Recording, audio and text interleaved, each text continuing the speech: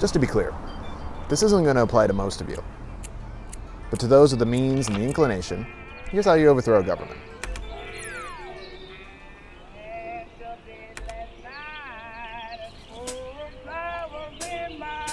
We've all seen it. How years of polarization have split us into in-groups and out-groups. Add one part of economic decline and two parts of wealth concentrating in the hands of the few, and governments doing very little to stop it. Some of this groundwork has already been laid, and you didn't even have to do anything. Of course, keep adding these accelerants to ensure division and ultimately support for your... It's 1994. After years of speculation, the CIA needs a more consistent model for judging the likelihood of a civil war. This is because since the establishment of the UN Charter, wars between independent nations have gone down, but civil wars have risen. So they established the PITF, a collection of experts and academics who research conflict zones. Their job, among many, was to understand how it could all start. They looked at dozens of possibilities, but after running some of these variables, such as corruption and income inequality, through a team of data analysts, they found that 2 out of the 38 were the most relevant. The first were factions. In the cases studied, and with all the primers engaged, people started organizing themselves not on ideology or policy, but rather ethnic background, geography, and religion. Bonus points for all 3. They insulated themselves from other groups and found comfort in their commonality. Now, how do you decide which one of these groups is right for you? It's difficult to radicalize a faction whose main priorities are social programs and tax policy. You need to seek out what political scientist Barbra refers to as sons of the soil. These are your foot soldiers. In her book on the subject, Walter notes that often those who start civil wars aren't the downtrodden or oppressed, but rather a people group that feel as though they've lost something: status. These declining sons of the soil are, quote, indigenous to a region, or play a central role in its history. They think of themselves as the rightful heirs to their place of birth, and deserving of special benefits. It's much easier to gather support for something that was lost, rather than something to gain. Now, organizing a legion of curmudgeons to take up arms is no simple task, but it gets trickier when you consider the second factor noted by the task force, which can be explained by this chart from the Polity Project. It evaluates different nations based on their adherence to democratic or autocratic forms of governance. -10, extreme autocracy. +10, heightened democracy. In the 90s, when the CIA did their research on conflicts, they found that most civil wars started somewhere here, in this gray area of mixed regimes. Partial democracies were most at risk, places where there might be free elections but not fair. Or maybe a political party has managed to be voted consistently into power for decades. A government in this zone demonstrates an internal struggle with a loose grip on power, and every year that a government remains in this zone, a civil war becomes more likely. Now, if you've noticed all the primers, then so is the other guy. And if they're smart, they'll do everything in their power to course correct. Every powerful nation understands the importance of juggling special interest groups to keep themselves at the top. But this can waver during times of political instability. When pushed, people's political priorities often distill down to security, economic prosperity, and a promise that tomorrow will look brighter than today. A promise that your special interest group will vow to keep. So how can you compete with an institution, by which its very nature is more powerful than any one person? You need support. But why should they support you? You have to make them. Through pitching sides, calling winners and losers, banking on people's differences to create an in and out group, rile people into a frenzy. Position yourself as a guiding light, but you gotta make them believe.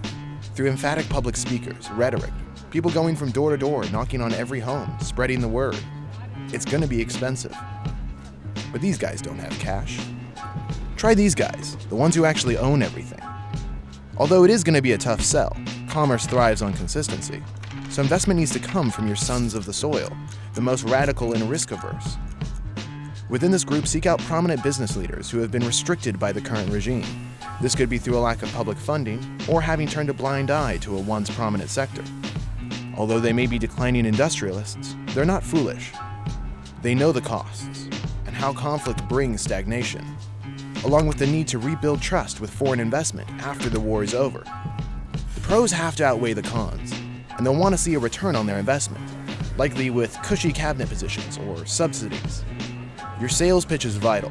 With the heavy cost of conflict and the very likelihood of your immediate defeat, they might need some softening up from your... Now, some of this material to us is comical. Some of it is tragic. Some of it's weird. Largely attributed to Sun Tzu and an official strategy of the pla, the three warfares is a top strat to soften a target domestically. And while this is a specific doctrine used by a specific regime, the goals are universal. The aim is to demoralize and destabilize your target before any shots have been fired. You may see posters like this once in a while. That's you. So let's have a look. The first is law. Get some paralegals together. Have them scrounge government archives, libraries, really any public record for a shred of legal claim that can support your cause. Old treaties, land claims, and previously established borders are all a good start. Take their findings to someone who understands law better than you and confirm they're substantial. Gaining the moral high ground is important for the larger international community to recognize your case, but it also curries favor within the internal population. It's also good to have some lawyers on the payroll for those upcoming treason trials. The next would be psychological, all about understanding and getting inside the mind of your adversary. Like to know what they're saying about you? In England, the communists call you arrogant gum chewers. For example, in the mid-20th century, the go-to tactic for shaking support was airdropping leaflets over opposing forces, claiming their cause was dumb and they're dumb for believing it. 70 years on, we can now tell even the most subterranean of us that their cause is dumb, and they're dumb for believing it. You've already seen this play out in your news feeds right before an election. I imagine that all of us gum-chewing, pampered gangster murderers know why we're being slandered. So if law is for the high court, and psychological is for the opposition, then the court of public opinion is for your supporters and the undecided. These would be your classic propaganda techniques, with such fan favorites as gish gallop or foot in the door technique. Or maybe some that you've actually heard of, like appealing to long-held prejudices or cult of personality. Consult your options and pick the flavor that's right for you. Countless wars have been won and lost in the writer's room. Good leaders understand the importance of controlling the narrative through engaging public speakers, clergy, and mouthpieces who can organize the general populace into ranks and rows. Money talks, so whether they truly believe in your cause or just trying to make a quick buck is irrelevant. But why should you do this all alone? You might find that you're not the only one looking to topple a regime. Why not find some friends in faraway places? That was the voice of the Kremlin. There are lots of them around the world, speaking in every language. And while these outside powers can provide funding and training for your combatants, they will likely experience little to no support for your actual cause or ideals, but rather keep your country in conflict. In his further analysis on how governments behave across borders, Rory Cormac discusses in his chapter on How to Wage a Secret War that, quote, states fund rebels to put pressures on adversaries by keeping wounds open and bleeding. These wounds could be long-held racial tensions or religious differences. Exposing these can rally folks to your cause, but also expose cracks for third parties to exploit.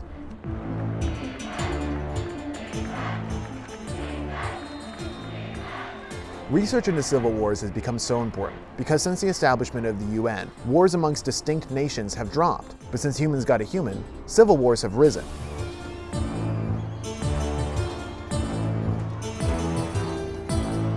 So if you're still dead set on capitalizing the divisions of a country already in crisis, then the main threat to your plans would not be in opposition with radical ideas of their own, but rather a steadfast citizenry who believes in compromise, civic duty, and slow, gradual change.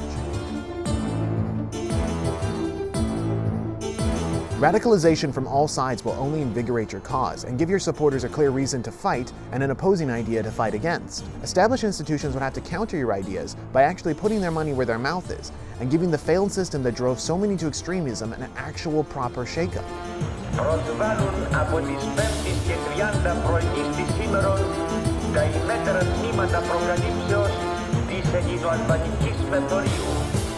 Isn't there an end to this? No. Anyways, at the end of the day, your specific needs are going to vary, so I've left some sources and examples down in the description. But thanks for listening, and tune in next time for another handy guide on how to beat those treason charges.